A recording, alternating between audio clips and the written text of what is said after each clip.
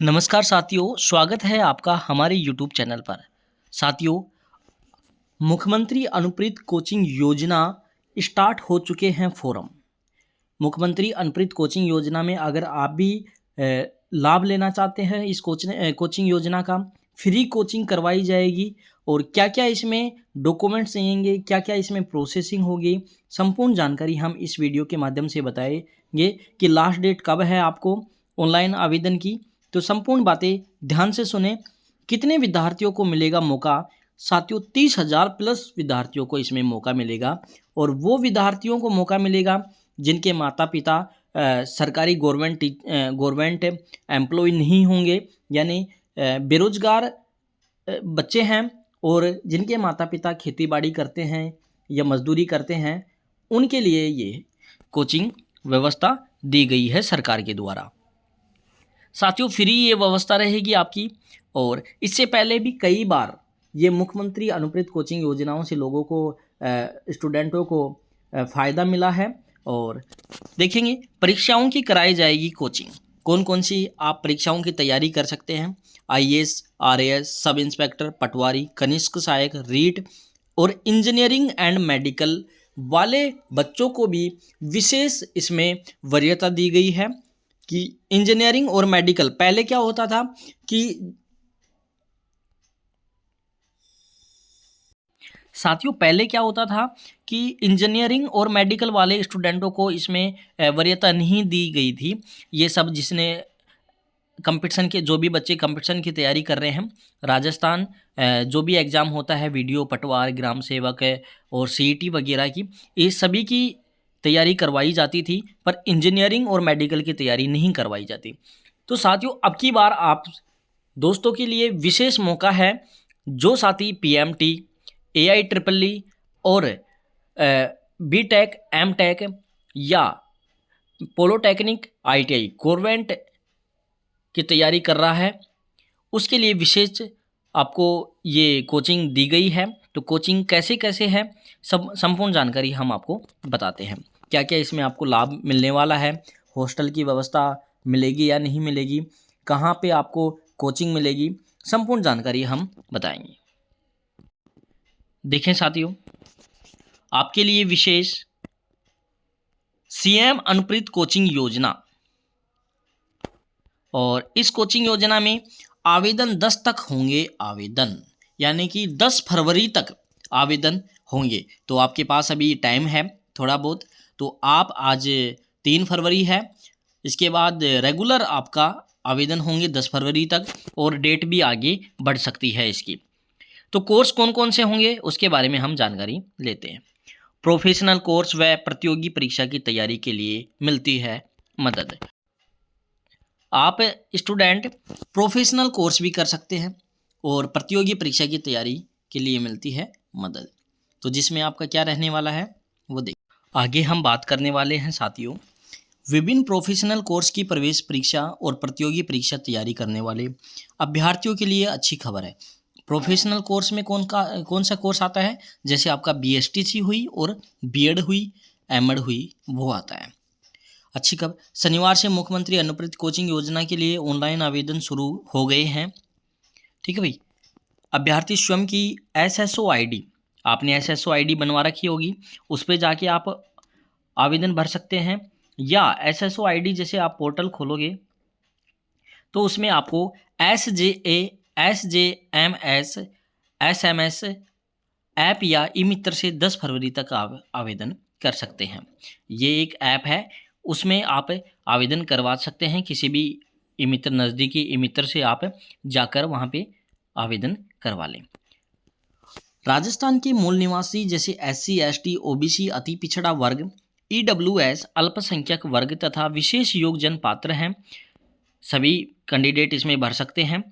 और जैसे SC, ST, OBC, SC, ST का हुआ, अति पिछड़ा वर्ग हुआ, EWS, अल्पसंख्यक वर्ग, इनके लिए अलाउ है और ये जर्नल वालों के लिए अलाउ नहीं है भाई। शर्त यह है कि विद्यार्थियों के माता पिता अभिभावक राजकीय कार्मिक नहीं हो। ठीक है भाई, शर्त आपकी ये है कि आपके माता पिता क्या नहीं हो, राजकीय कार्मिक नहीं हो और वार्षिक आय 8 लाख से अधिक नहीं होनी चाहिए। जो आपकी वार्षिक आय है माता पिता की वो 8 लाख से अधिक नहीं होनी चाहिए, तब तो आप फॉर्म भर सकते हो। अगर राजकीय सेवा में कार्मिक है और 8 लाख से अधिक है तो आप फॉर्म नहीं भर सकते, क्योंकि इसमें आयकर भी लगता है। माता पिता का जो आयकर होता है वो भी लगता है, और आयकर में निश्चित होता है कि भाई ये कर्मचारी है या वे इसके माता पिता मजदूरी करते हैं, खेती बाड़ी करते हैं। आयकर में वो बनवाना पड़ता है उससे, कच्चे कोर्ट से। आगे देखेंगे, योजना के तहत यूपीएससी की तैयारी के लिए न्यूनतम योग्यता स्नातक एवं विभिन्न सेवाएं परीक्षाओं की तैयारी के लिए कक्षा 12। देखो, यूपीएससी की अगर आप तैयारी कर रहे हो तो आपकी योग्यता स्नातक होनी चाहिए, यानी ग्रेजुएशन आप होनी चाहिए कि ग्रेजुएशन आपने कर रखी हो, ठीक है। और अगर आपने विभिन्न सेवा परीक्षाओं की तैयारी करने के लिए कक्षा 12 में कम से कम 60% नंबर आने चाहिए। 60% का मतलब 60%। आरएस व अधीनस्थ सेवा की प्रतियोगी परीक्षा के लिए स्नातक 12वीं में 60% होनी चाहिए। अगर आप आरएस की तैयारी कर रहे हैं तो 12वीं में कितनी 60% होनी चाहिए, तभी आप फॉर्म अप्लाई कर सकते हैं। इसमें फॉर्म जैसे आप अप्लाई करोगे तो उसमें कोचिंग का भी नाम आएगा। तो आप साथियों 8 से 10 कोचिंग जो भी है, 4-5 कोचिंग, 8-10 कोचिंग जो भी हैं, सभी को आप नंबर वाइज क्लिक कर देना कि आप जयपुर में रहना चाहते हो, सीकर में रहना चाहते हो, कोटा में रहना चाहते हो, तो उसी हिसाब से आप इंक्लूड कर देना। फॉर्म भरवाते समय ध्यान रखना। और जिसकी भी आप तैयारी कर रहे हो, जैसे आरएस की आपने तैयारी की या यूपीएससी की आप तैयारी कर रहे हो, तो वो जो यूपीएससी की मोस्ट इम्पोर्टेंट कोचिंग है उसको पहले वरीयता आप दें। और आपकी जो इसमें डिसाइड होगी परसेंटेज के बेस पे कि आपकी 10वीं और 12वीं में या ग्रेजुएशन लेवल पे है तो आपकी परसेंटेज का कैलकुलेशन निकाला जाएगा। जितनी ज़्यादा आपकी परसेंटेज होगी उतनी ही बढ़िया आपको पहली लिस्ट में या सेकंड लिस्ट में आपका नंबर आ जाएगा। और बाकी जैसे भी आपका वेटिंग आता है तो थर्ड लिस्ट, फोर्थ लिस्ट बनती है, उस तरीके से आपकी बनेंगी साथियों। अब देखो आगे, आरपीएससी की 10वीं में प्रतियोगी परीक्षा के लिए स्नातक व 12वीं, ठीक है, 50% नंबर होने चाहिए। रीट के लिए बीएड व बीएसटीसी व 12वीं में 50% होनी चाहिए। कांस्टेबल परीक्षा के लिए 10वीं में 50%। बैंकिंग या बीमा परीक्षा के लिए यूजीसी से मान्यता प्राप्त संस्था की स्नातक डिग्री होनी चाहिए। यूजीसी से मान्यता प्राप्त संस्था की होनी चाहिए, कोई फर्जी डिग्री नहीं होनी चाहिए। आरआरबी परीक्षा के लिए स्नातक में अध्ययनरत 12वीं में 50% होनी चाहिए। और इंजीनियरिंग और मेडिकल वालों के लिए विशेष सूचना है इसमें कि इंजीनियरिंग या मेडिकल, या कोई स्टूडेंट पीएमटी कर रहा है, बीएससी नर्सिंग की कोचिंग करेगा, या AIEEE की करेगा, या बीटेक एमटेक की कोचिंग करेगा, ठीक है, IIT जिसे बोलते हैं IIT जेई, उसकी कोचिंग करेगा, तो आपको क्या करना पड़ेगा, इंजीनियरिंग मेडिकल प्रवेश परीक्षा तैयारी हेतु निःशुल्क कोचिंग का लाभ लेने के लिए 10वीं में 50% होना चाहिए और 11वीं 12वीं में अध्ययनरत या 12वीं पास हो और 10वीं पास के लिए 3 वर्ष से अधिक समय नहीं बिताओ। क्या तो आप 10वीं पास हो तो 50% होना चाहिए, या आप 11वीं या 12वीं में हो, ठीक है, या आपने 10वीं पास किए 3 साल हुई हो, इससे ज़्यादा नहीं हो। क्या तो आप 11th और 12th में पढ़ रहे हो, क्या आपको 1-2 साल हो गई हो, तो उस टाइम आप इंजीनियरिंग और मेडिकल का आप फॉर्म भर सकते हो।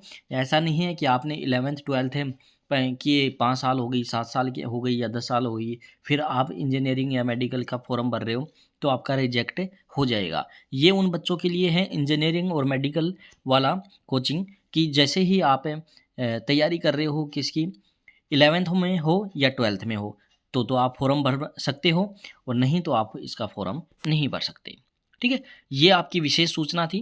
क्या क्या डॉक्यूमेंट्स चाहिएंगे वो भी हम आपको बता देंगे। 10वीं 12वीं की मार्कशीट, और जो भी आपने डिग्री डिप्लोमा कर रखा है, बीएसटीसी या बीएड कर रखी है तो उसकी मार्कशीट, जाति मूल और आधार कार्ड, और एक आयकर और चाहिए आपको, ठीक है, एक आयकर और चाहिए। और ऑनलाइन आवेदन कर सकते हैं आप। और आपकी जो फेमस है और फेवरेट जो कोचिंग है उसके बारे में आप क्लिक कर दें, वहीं से आपको नंबर आ जाएगा, ठीक है। और इसका जो एडमिशन होगा वो परसेंटेज बेस पे होगा, जितनी ज़्यादा परसेंटेज आपकी होगी सबसे पहले आपका नंबर आएगा, ठीक है। तो और अधिक जानकारी के लिए आप कमेंट करें कि क्या हम आपको जानकारी दे सकते हैं। वीडियो अच्छी लगी तो वीडियो को लाइक शेयर सब्सक्राइब जरूर करें। थैंक यू साथियों।